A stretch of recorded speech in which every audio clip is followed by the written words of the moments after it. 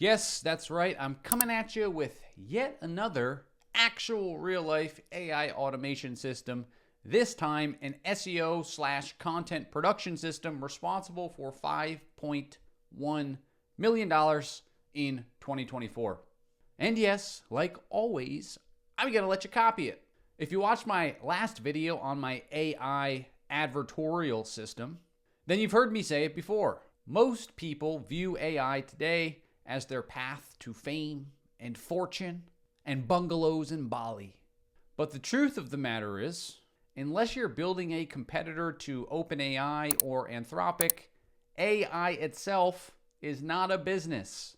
AI helps you take an existing skill and it amplifies it. So if you want to take AI and do something with it, that's awesome. But it does beg the question, what will you do with it? What you need to do is find something that you already know or are willing to learn and use AI to put that process or that system on steroids. So tools like N8N, Make.com, V0, Lovable, Replit, Cursor AI. Learning those tools will only ever take you to the point of being able to do something that every other person that has learned those tools can do. Think of the famous sculptor, Michelangelo. Everyone at that time probably could have gotten their hands on a hammer and a nail, but only Michelangelo had the vision and the skill to take that marble and chip away every piece that wasn't the statue of David. So in this video, I am going to show you how to take the skills of search engine optimization and copywriting with AI to create an end-to-end content production system that can actually help you drive sales. And so this is going to be a relevant video for you if, number one, you just saw that $5.1 million number and you're like, what is this guy about to talk about? I want to see inside the operation of a system that can make that much money. Number two, you run a business that has a blog or produces content and you are interested in a way that you could potentially do that even better. Or number three, you actually operate an AI agency and this is something that you think you might be able to offer to your clients. So here's the plan.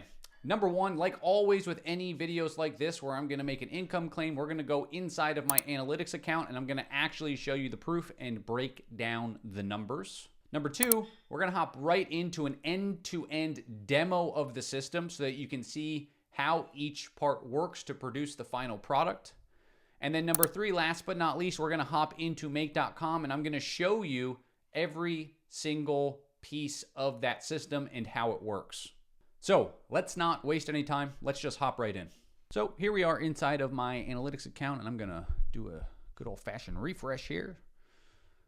So this strategy, first thing I'll say out of the gate, it's technically running on two sites in a similar niche that point to the same products. And so what we can see here, we have roughly 1,100 customers that came in, which does make sense. We're usually doing like at least around 100 units a month, so that does make sense. Revenue, $5,125,944. And then it's going to show us the average customer value. So what this is basically lifetime value of these people, $4,635. So we brought in, again, roughly 1,100 people at roughly this customer value. Now what that means is anyone that came in from these sites over the course of that year, this is roughly how much money they paid us. Sometimes there's multiple orders, which is why you see orders are a little bit higher, but the amount of money on average that we make from a person that comes through is shown right there.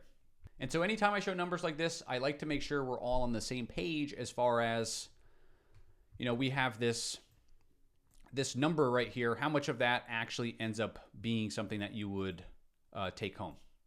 So this business has an operating profit around 30% or so, give or take, in a month. So that's, sales team commissions, ad costs, pretty much any fixed or variable cost added together.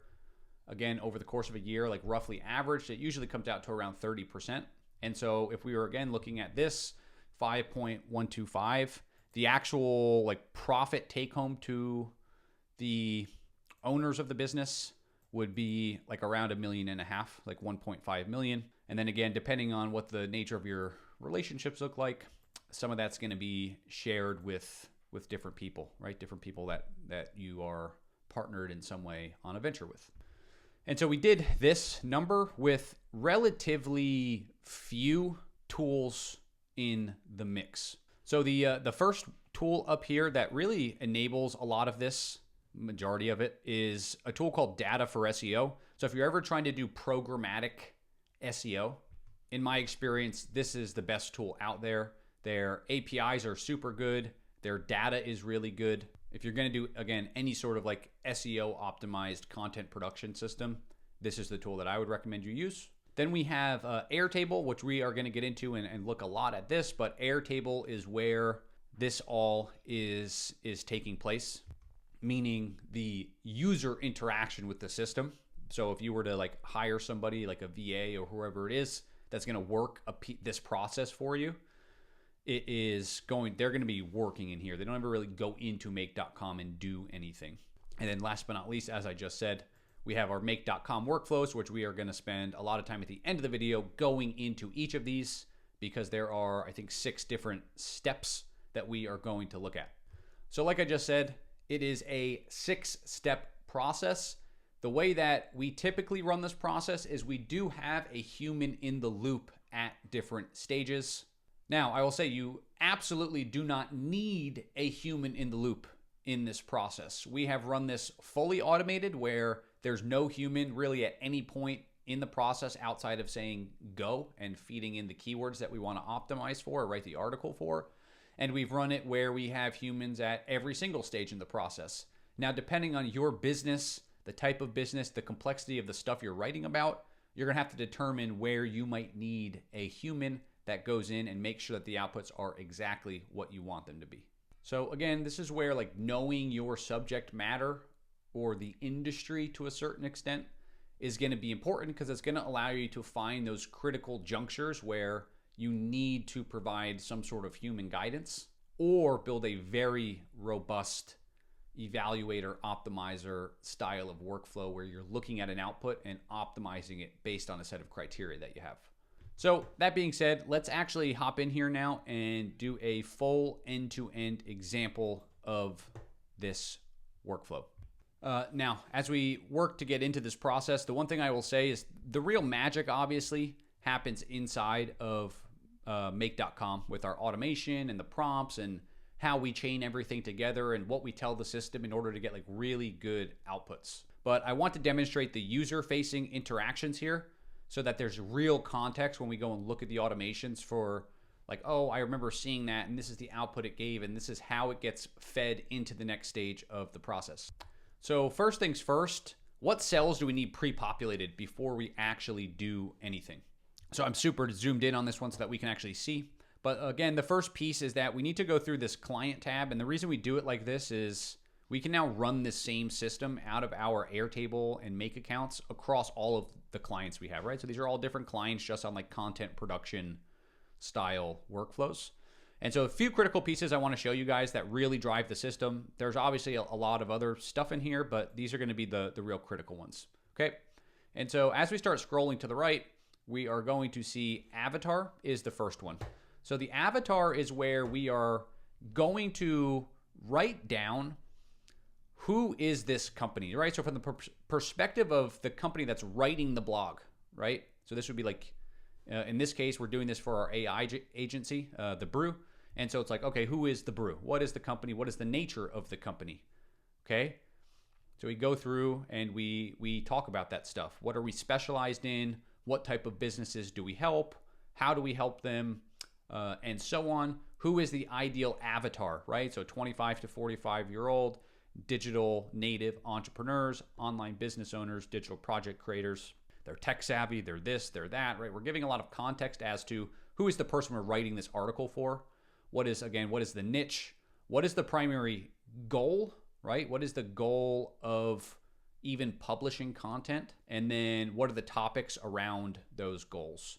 And so again, this is really important because this is the type of stuff that's going to get us high quality outputs, because we're going to feed this to the system every time we go to write something. It's going to know exactly who we are and who we are writing to and why we're writing to them.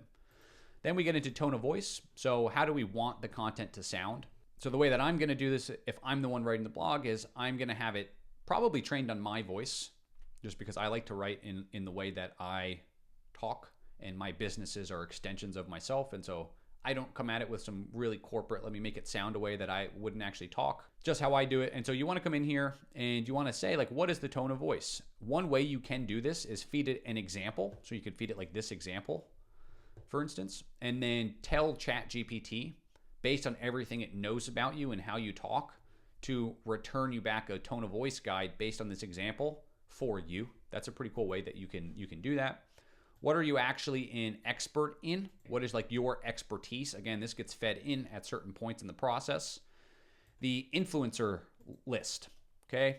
So a big list of influencers in your niche. And so I have people like Elon Musk, Stephen Hawking to a certain extent,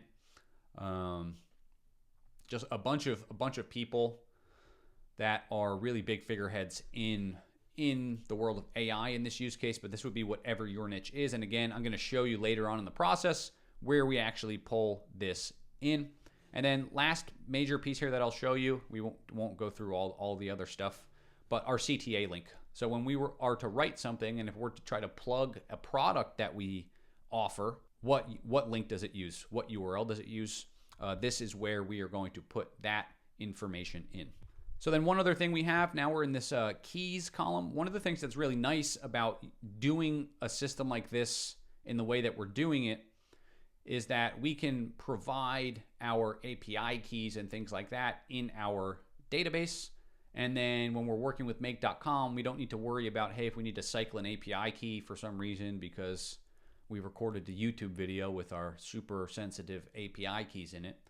We can just go recycle the key and put it in here, as opposed to having to go to every single node that we have where we call data for SEO and update the API key in the call. That would be really annoying. And so we use it here and we pull it through. So that's the second major piece. And then the last thing is just we have the blog content section, which is where all of the stuff we're going to do lives. Okay, so what I want to do now is go through, and I'm going to speed up certain parts of this, so you might see it clipping around a lot, just so that we're not sitting there waiting for 2 minutes for an output to finish. And so we are going to create this for, again, let's say it's our AI automation business and we want to write a blog post on a topic. What do we need to actually have? So the first thing we want to have here is our client. So you want to put what your client is. So in this case, I'll say Brew AI. And the reason we do that is all of that data we configured over there is going to get pulled through. Now, main keyword, basically, what is the keyword we're trying to rank for here? One that I saw just in preparing for this video was N8N versus Zapier or Zapier. So that's going to be the topic of this article. Then we have this option for article type, okay, where it says informational.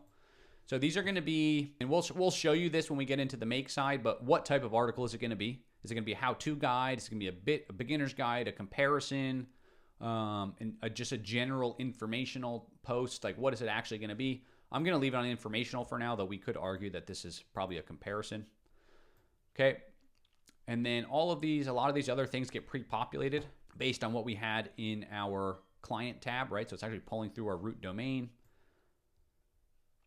And then a lot of this other stuff that we're seeing here is all going to get pulled through. So those are really the only pieces that we needed to show in there. So it's pulling the avatar through, pulling in the language we're going to be writing in, all that type of stuff. So after we have that, right, we have the client, the keyword, and the article type.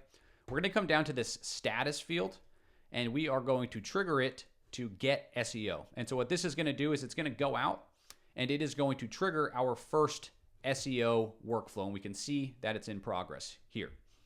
Boom. So it just finished. That took maybe about 60 seconds. And so now if we hit this expand thing, we can come in here and look at the outputs that we got. So the first thing you're going to notice is this big SEO outline.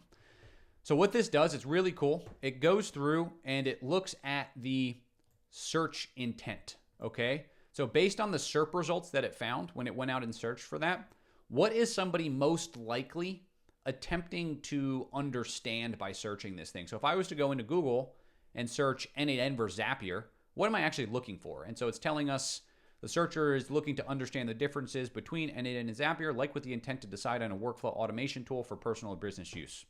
100%. What is the content expectation? So if that's what they're searching for, what do they expect to see in the article? An article or comparison chart highlighting the features, pricing, ease of use, integration capabilities, and potential benefits and drawbacks of each platform.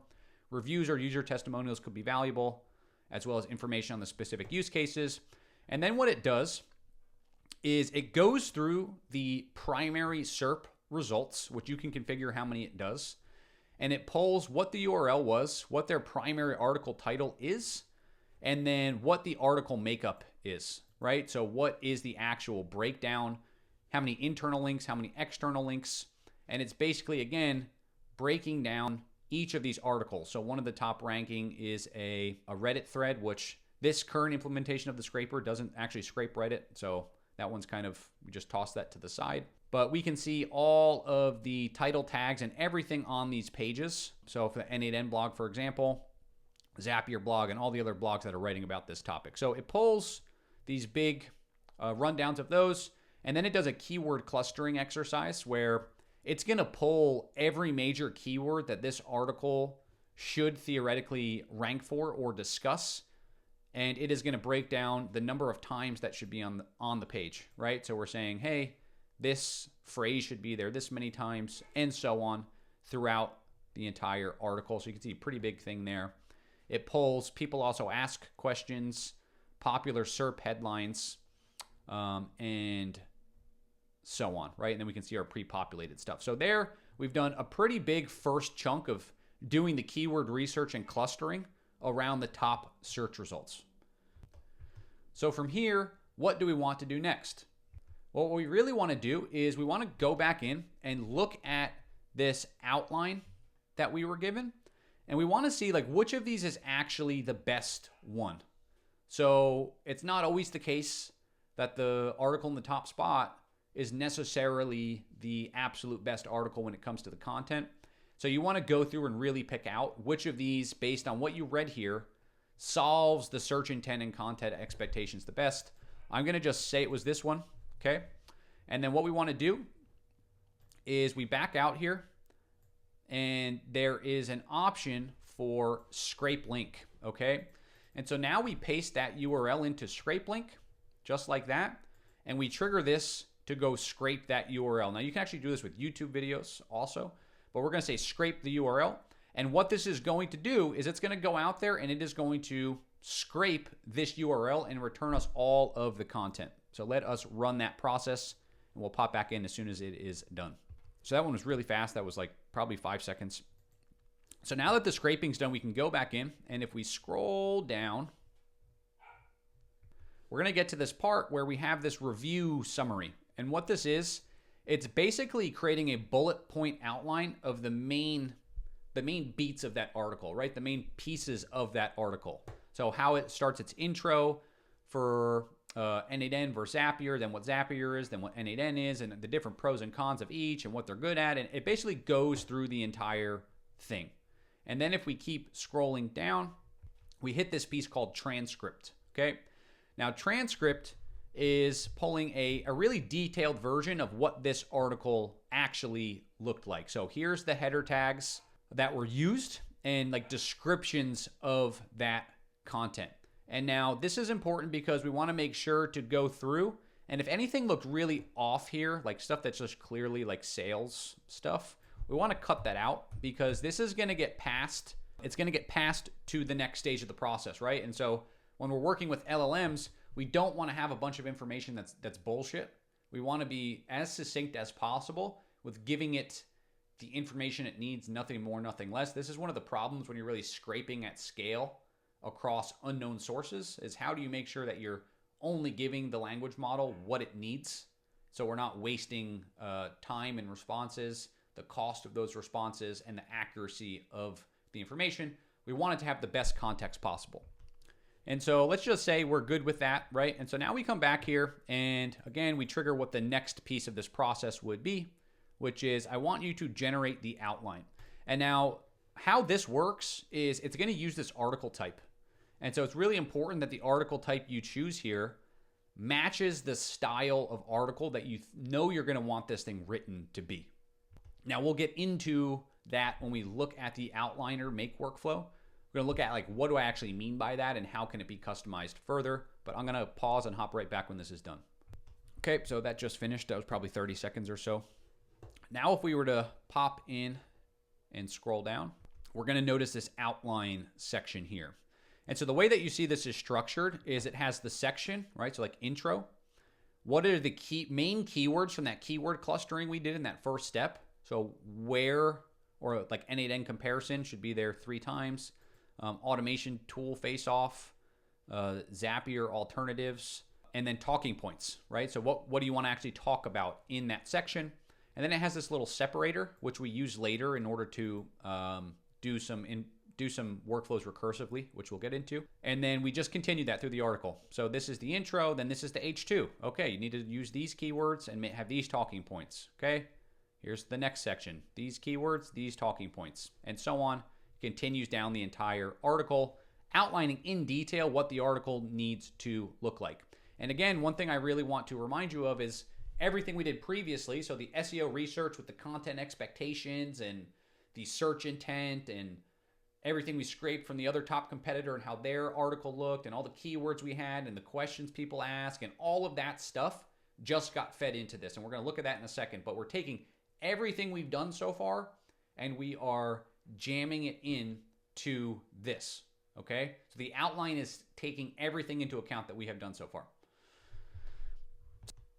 So now we have you could call it a slight conundrum, which is if we're thinking in the context of a tool like Google, we know they use things like their EEAT guidelines in order to determine if someone's actually an expert on the topic. And so if we know that that's what happens, what are some ways that we could think about maybe demonstrating that we did a lot of research on this topic and took a lot of opinions from different places and synthesized them together into something that's meaningful for the user?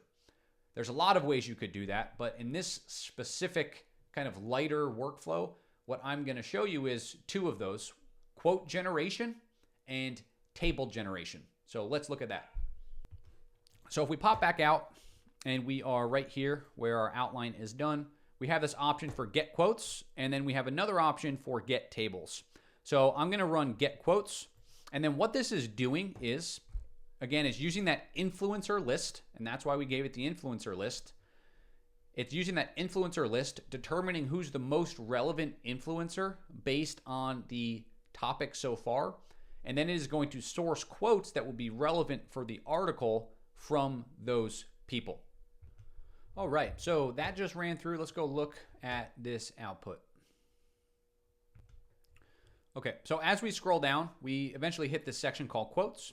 And so again, it went through and it pulled people from that list, and now it pulled what the quote is. So for example, the trend of automation is transforming industries, enhancing efficiency, and allowing people to focus on more creative work. Okay, and then it's going to tell you where it thinks it should be placed, okay, in the article, and why it should be placed there specifically. And then the last piece that it does is it actually integrates that into our outline. So now our outline has been updated with a quote reference, okay? And so for each section that it found a relevant quote reference, boom, it plops it in. And so now we can run that same exact process for tables. So if I was to go run get tables, it's going to go out, it's going to think about like what would a table for this topic be, and then it's going to generate that table for us. And so again, while this is running, let's think about like a user experience, right? One of the most important things for ranking an article, or not even ranking, just writing an article that people engage with, is the user experience. Do they actually engage with the elements on the page? Do they read the thing? Do they look at the chart? Do they analyze the chart? Does it change their reading experience so they take more out of the article? We want to try to position this so that it's doing value-adding activities. Okay, value-adding activities is what this is doing. So it is still running. I will pause and come back once it is done. Okay, so again, once this is done, we can hop on in and we can look at what we got. So when we keep scrolling down right below our quote section, we now have this table section. And so we can see how it is formatting in HTML this table, right? So feature, NNN, and Zapier, and then it's going through user interface comparisons, customization comparisons, hosting comparisons, pricing, integrations, data control, scalability, support, use cases. Pretty good table, realistically. And so again, this is something, and we have more down here. We have the pricing compares, the base offering, a lot of really cool stuff that it pulled through, to be honest. And so these are all things that we can then go pull into our article. So once we have all of that, the last step is to come down here and say, go generate me a full blog post. So we will click this and then we'll check out the output once it is done. Now this system I just showed you, it can be used to generate literally anything you want. Local service pages, e-commerce pages, national ranking websites for any topic, advertorials, really anything that you want you can write with this system. One thing that is really cool, we're showing you obviously going step by step so that I can explain things to you with one row, but you could have 100 different keywords preloaded into these rows with the client selected, and you could generate the entire thing all at once. You could say get SEO across all 100 of those, and make.com can process those concurrently. Now, another thing that's really cool about these templates, especially what we're about to look at, they're decently well abstracted, meaning they're not like concretely tied to a national blog site or something of that nature. Meaning they're not like concretely tied to a specific way of doing things. You can plug this into really any type of article that you would want to write without really having to change much unless you wanted to make an improvement. And so one thing that I know I would personally add to this right now is kind of an evolution of how we've been doing things for some of our clients on the short form side of things, making short form content, where we have an outline for an article, but then we prompt a human to give their take on the article, to give their unique perspective and insights on each section. Now that does slow down the process in the sense of how many articles you can publish at scale, because you do need a human in the process there, but the quality of the output gets a lot better, and you're now providing like a net new idea to the world theoretically. It's not just some AI produced content that is just noise. You're giving a strong signal and creating something meaningful for the world around you, which is pretty cool. So how you could do that, you could have a simple column here in this sheet that says, user opinion, user thought, and maybe when you go to generate this full blog post like we're doing, it goes through and it takes the user's point of view into account before it writes each section. And so it more so becomes AI-enabled content production as opposed to AI-only content production. All right, so now we have this final piece written. So if we scroll all the way down to the bottom here, we can see we've got everything, boom, fully written out. Now the last piece obviously that you're probably noticing here is that it doesn't inject the tables automatically, but you could just come through and automatically do that or even manually do that. So that being said, let's actually now go look at all of these systems inside of make.com. But really quickly, two things. So one, all of these, or at least most of these, are going to be downloaded and available inside of the free school community. And again, it is actually free. I just use it to house all of my files and stuff there. I might build it out in the future, but for now, it's just where I put my files, so you can go get all of them there. And number two, as we can see on this screen, I am going to be showing you what the primary function of the important nodes are. I'm not going to be getting into parsing JSON file, parsing like JSON responses and text aggregators and array aggregators and iterators and all. I'm not getting into how each of those works in granular detail. I don't want this to be a 5-hour video. This is going to cover each major node and what it does. So that being said, let's talk about high level, which of these we are going to look for really quick. So we have our SEO analysis, which was that first step. Then we had our scraping the website, which was the second step. Then we had our actual outliner, which was that third step. Then we generated our quotes and did our tables. And then last but not least, we did our writing process, which I will show you how this works too. So the first thing you're going to see in a lot of these workflows is this, 4 or 5 node string of Airtable lookups. All this is doing is saying, once it receives the webhook, so after we go in here and trigger this to a different thing, that fires that webhook, picks up the webhook. It then knows what the record ID is because it gets sent in the webhook. And then from there, it just does different things depending on what exactly we need. But for all intents and purposes, what it's really doing is it's going out and it is pulling all of those other things that we had. So it's going to that client tab and it's pulling the influencer list and the avatar of the client and all of that type of stuff. And then it's going out and pulling our API keys and it's gathering all of the information it needs to start, basically. So first thing we do here is we go out and we hit the data for SEO endpoint, and we are giving it our main keyword, basically. So we give it the main keyword and we say, hey, I need you to go out and I need you to pull all of the live SERP data. So it does that, goes out. Once it finishes the request, it gives us a bunch of different info, basically. So it gives us related searches, okay? And this is all stuff that Google would have. If I was to go Google something, I would see related searches. That's what these are. So it's showing us our related searches, and it is showing us our people also ask questions, okay? So just to hop over into Google real quick to show you, people also ask. So it's pulling these, okay? And then it is pulling these types of things. So it's pulling all of that in. And it's just, so we go in after we have our SERP stuff, and now we're going to go and we're going to pull different keywords. So first it pulls keyword suggestions, okay, from that main keyword, aggregates them all together. Then it goes through and it pulls related keywords with that main keyword. Okay, then it goes through and it pulls this keywords for keywords. So all just different ways of gathering related keywords that data for SEO has. And then it combines all of it together, basically, and it passes it to our first ChatGPT node. Okay. Some of these nodes I'm going to glance over because they're really not as critical, right? Like a developer prompt or a system prompt that's just saying, hey, you're an SEO expert. It is what it is. I'm going to get into the real meat of this stuff.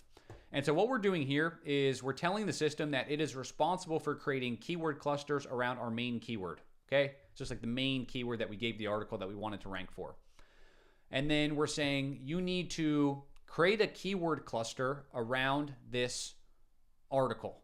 And we want to make sure we're doing a full topical coverage, meaning you need to structure these things in such a way that we're really covering off extensively on what type of questions or keywords would need to be there to actually answer the intent of this article in the best way. We can't repeat words too many times, so we're just giving it different instructions.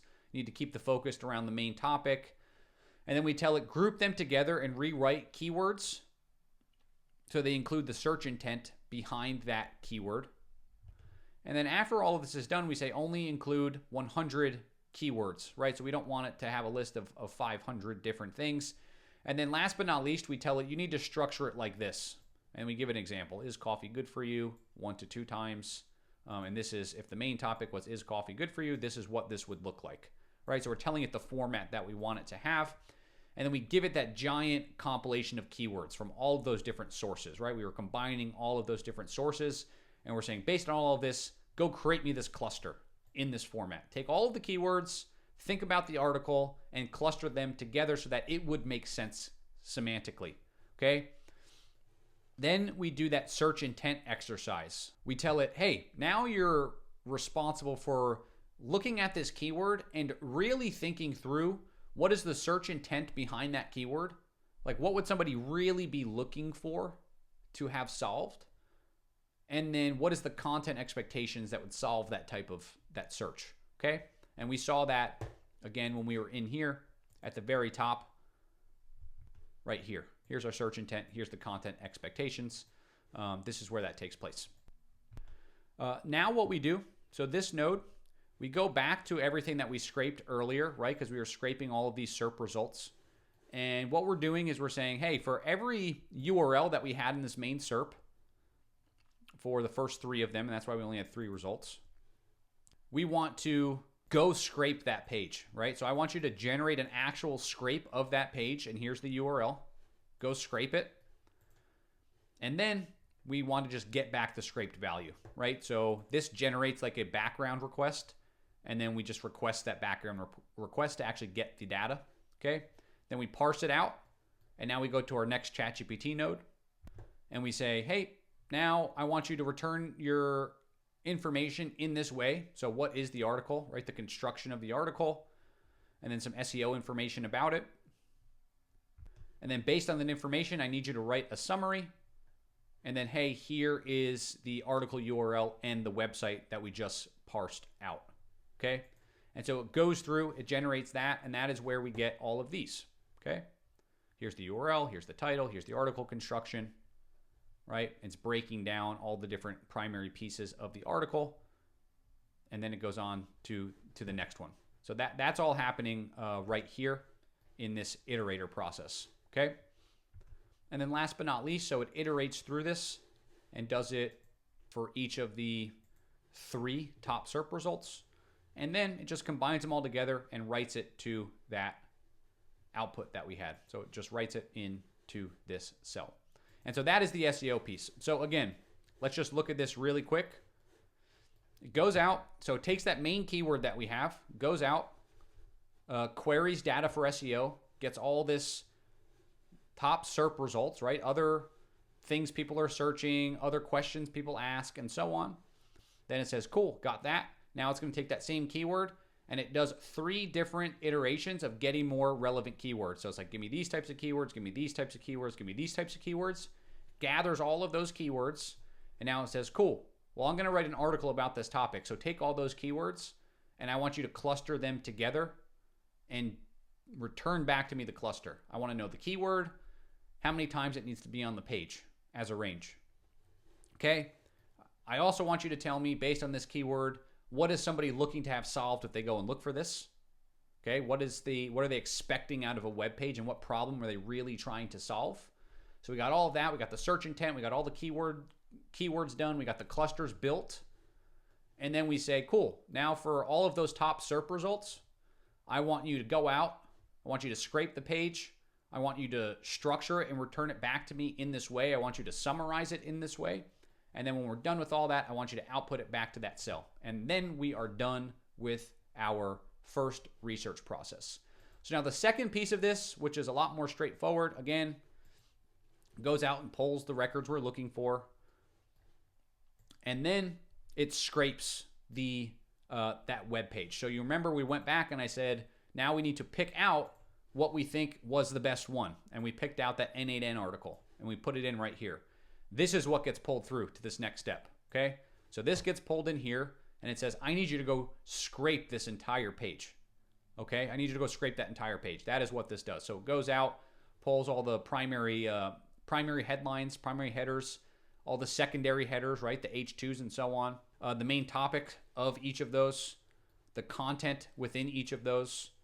Same thing for all the secondary topics, all the content, parses it out, and then it passes it into ChatGPT. And so what this is doing is, again, it's taking all of those different outputs that we had, okay, which all get aggregated down.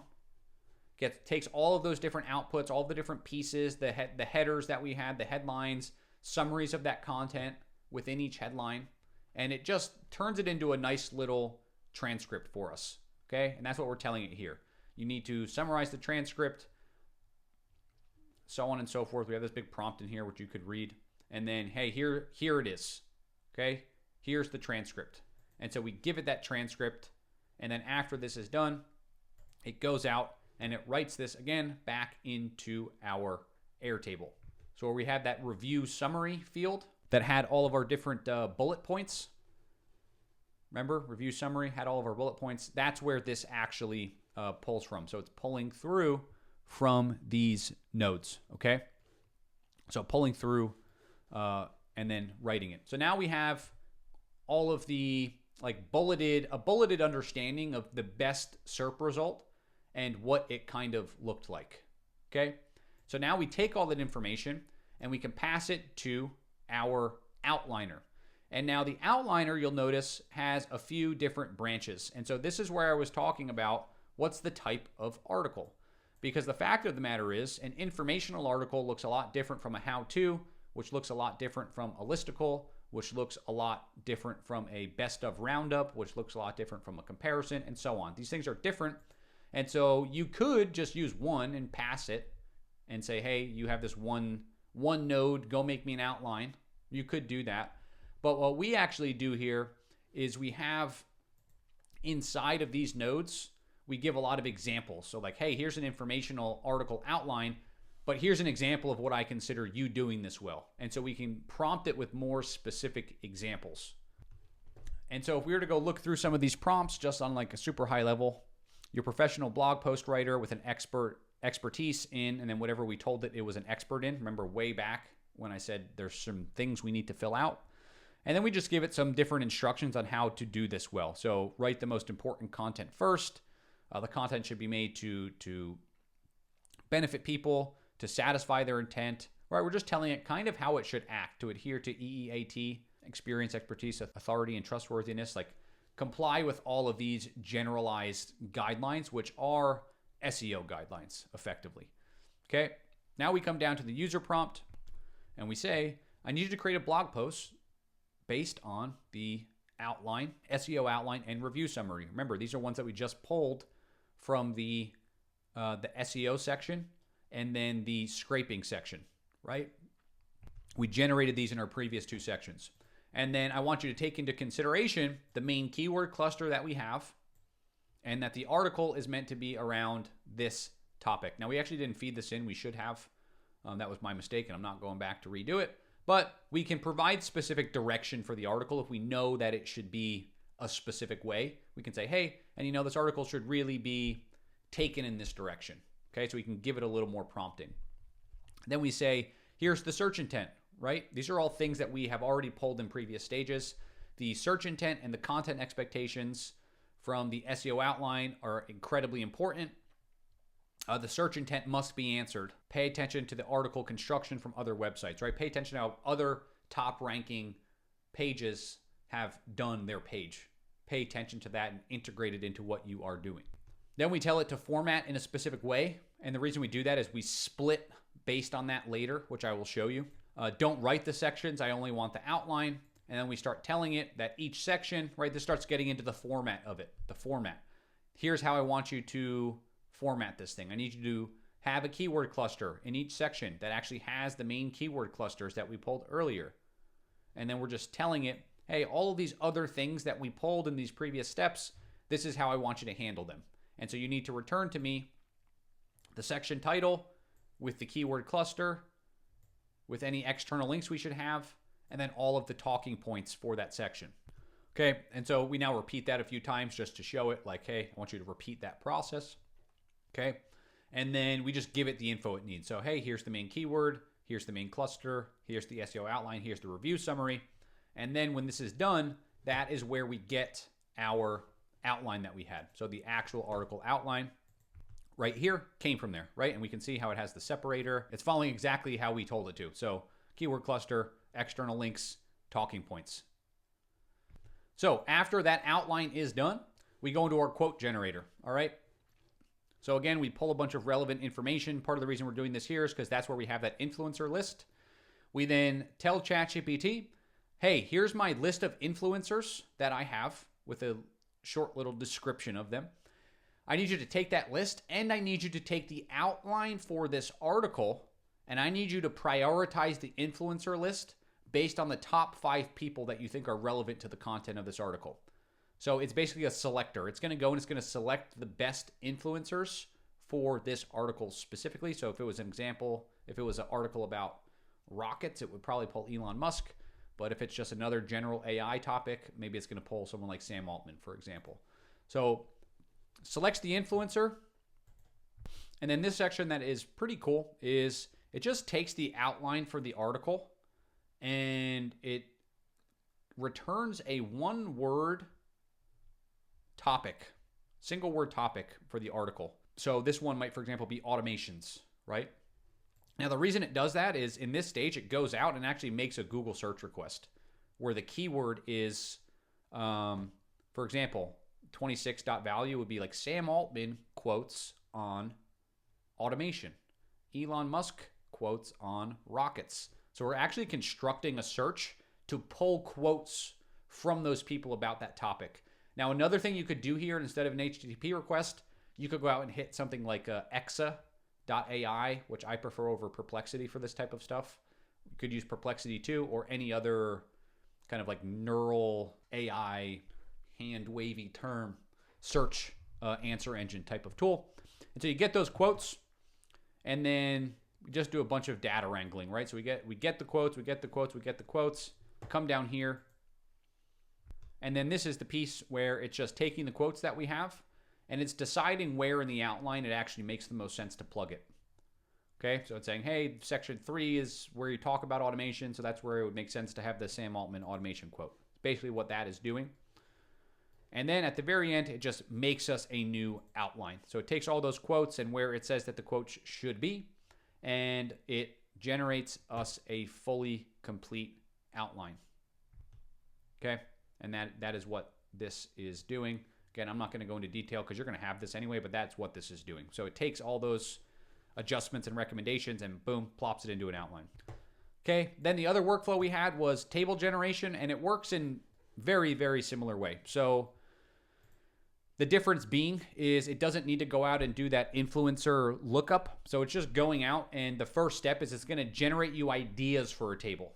Okay, it's going to generate you ideas for a table. So we're going to say, hey, this is what our article is. Okay, this is what our article is about. Basically, here's a summary of it. Here's the main keyword. I need you to come up with tables that you think would be relevant for that type of article to help the user. Come up with table ideas. And so what we do here is it basically tells it, hey, you need to come up with a Google search term that will help me find tables like this, right? So based on the table ideas, so based on this node's output, come up with some table ideas. Cool. Goes out, sends that through to data for SEO, and then again goes through this big process of searching through things iteratively and then saying where in the content this would make sense to go and actually constructing for us a table. Okay, and then we say, hey, you're a table maker. You always output the table in HTML. Please create the table based on all this stuff and blah, blah, blah, blah, blah, right? So it goes through and it actually makes us a table. And then again, it updates it to our Airtable inside of here, plops it into this section here for the tables, right in here. So the last piece of this process, getting toward the end, is the writer function, okay? So again, what this is going to do, we have a different writer for each style. So if it's a listicle, if it's informational, if it's a how-to, it's going to have a different writer. And so goes through, takes all of the information that we've had so far, creates an SEO optimized title, a blog meta description, an image prompt for a featured image, and a URL slug. And then depending on the type of article we're doing, it goes up and it writes that article. And so now this is a big point I want to make is we don't just give that whole outline and say, now go write it. Right, because you're going to get a diluted output where you find that it didn't really follow the instructions for each section. So what we're going to do here is we use an iterator to go through each chunk of our outline, and that's why we use that like arrow icon, is because we're going to go through each chunk, split the article into however many chunks there are. So say there were 6 sections that were separated. We're going to run this process that I'm about to go through 6 times in order to just very specifically write that section of the article. Okay, that's what this is doing. So we split it, again, based on this delimiter. So we say, hey, split the outline based on that little separator that we had made. And then I want you to write the blog post. And so that is what is happening here. So we're saying, hey, you're writing an article. We're telling it how many paragraphs need to be in there, what the expert is an expert on. We give it the context of what has already been written so far. Okay, so each time this updates the Airtable, you can see we have this get record node that it loops through because it re-gets the output. And I'll show you why that's important here in a second. but just know that we're passing the other sections that it just wrote in order back to it. So we're like, hey, you're writing an article. Now here's the whole article. And then once it writes that, that gets put into Airtable, and we say on the next stage, now here's the whole article, and here's the whole article. And the article gets longer and longer as we write it, but we're always passing the full context of the entire article back to the system. Okay, then we do some other really cool shit. Stanford question answering data set, where you can mathematically determine how well a question is answered. And so we prompted on that a little bit. We give it the review summary, we give it the outline, and again, we give it the article written so far. So how much or what content has already been written. And then we give it an assistant that just helps make sure some things happen and some things don't. And then again, this gets to the main writing section. So please write one section for an article that is a, listicle. You could say it was a listicle. This is a listicle. Don't add intros or greetings. Don't add conclusions. Don't add summaries. I don't want pretext. I don't want post-text. I don't want any of that. Use the outline below, the keyword cluster, the question cluster, and the review summary to write the section. Okay, so we're basically telling it, hey, you have all of these different things that we've made through all of these different stages. Here's where I want you to use them. Okay, and then we pass it the section. So remember when we did the split over here? This would be like what it just split out. So it would be like that second section or the third section or the fourth section is passing that section in. Okay, so it's saying, hey, here's the 3 sections we have already.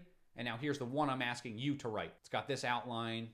You need to use these keywords. You need to do this. You need to do that. We're telling it how to write the section very specifically. Now what it does is it goes out and it writes it. And then it goes to our blog content, right? So where the final output is going to be. And it says, I want you to update this cell so that it's the current blog content, right? What you are now, basically. And then below that, put what we just wrote. So what you are now, space, what you just wrote. And so what's happening is, as we write each section, it's just taking the full thing it has already and adding the next section. Then taking the full thing we have already and adding the next section. And taking the full thing we have, adding the next section. Right? So it's kind of like looping through it, basically. And so at the end of that process, once we've split this, say that there were 7 sections, we split this into 7 different sections. It's going to run it 7 times. And then once it's done, it basically outputs everything to our Airtable into that final section that we were looking at, which is down here. So this is that final section.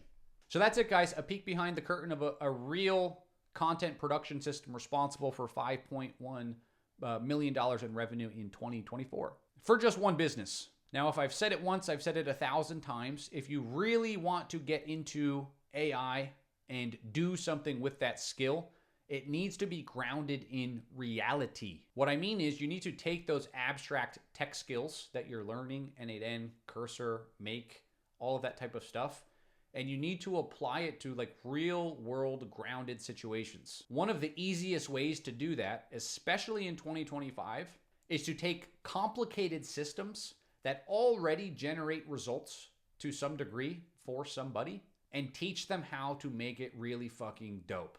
I mean, how to throw gasoline on it, right? You have the wood. You want to find somebody that has the wood. They already have a fire kind of going. They have ample oxygen. They have the kindling.